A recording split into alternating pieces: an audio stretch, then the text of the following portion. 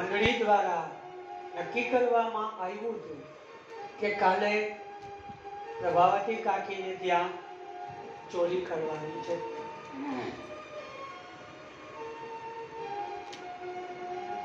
સવાલ થયું, બધા પ્રમુખ એ સાથે સભ્યો બધા તૈયાર થયા. પ્રભાવતી કાકી ગંગાજળ ભરવા માટે ગયા. દરવાજો બંધ થયો, સાકર બંધ થઈ. પ્રમુખે કીધું, ચાલો ભાઈ તૈયાર થઈ જાઓ. તો આ પ્રભાવતી કાકી સ્વભાવની ક્રૂર બહુ હતી, ક્રોધી બહુ હતી. કોઈએ પૂછ્યું, કહ્યું કે કૃષ્ણ કાકી હજી ઘરમાં હશે તો? ભગવાને કહ્યું કે ના, પગનો અવાજ મેં સાંભળી લીધો, નીકળી ગયા.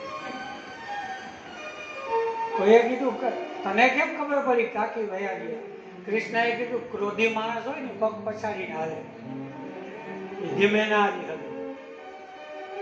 કાકી બહાર નીકળ્યા ને એ મને ખબર છે, પગનો અવાજ આવ્યો. પેલાના સમયમાં નળિયાવાળા મકાન, નળિયા ઉપાડ્યા,